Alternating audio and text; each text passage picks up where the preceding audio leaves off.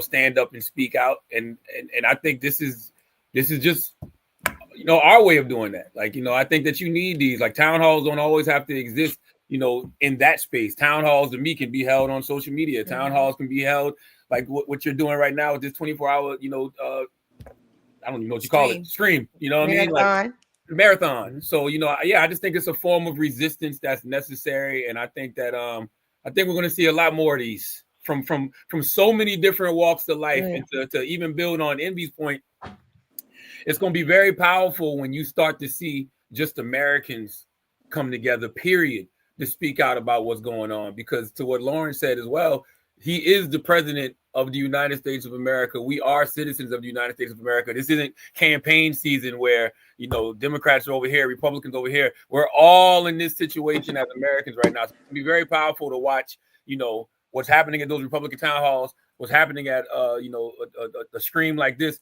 when all of that eventually comes together and America just collectively speaks out about this administration. I think that's true. Attorney General Ford, I want to come to you.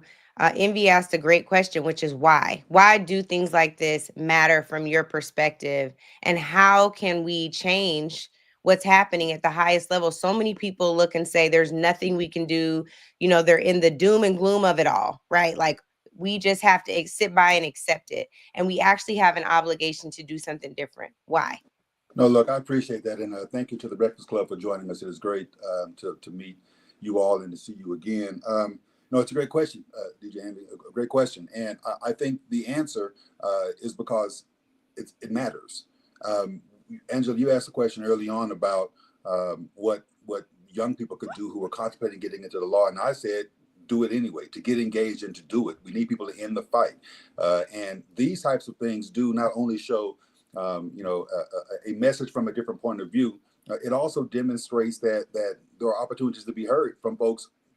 Angela, you texted Nick and me last night, and we're on the screen in the morning because it's important, and we viewed it as important to get out here to be able to talk directly to individuals who are being affected by the policies that we are in court fighting over.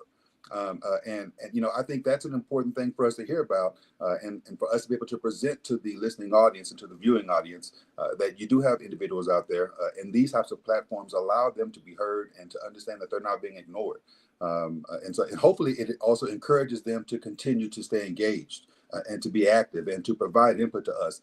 Listen, if I go on to one of the social media profiles right now, you would think that nobody in Nevada likes me. Because it's filled with such an algorithm of folks who are able to spew hate and make me think that there's only one side of this issue.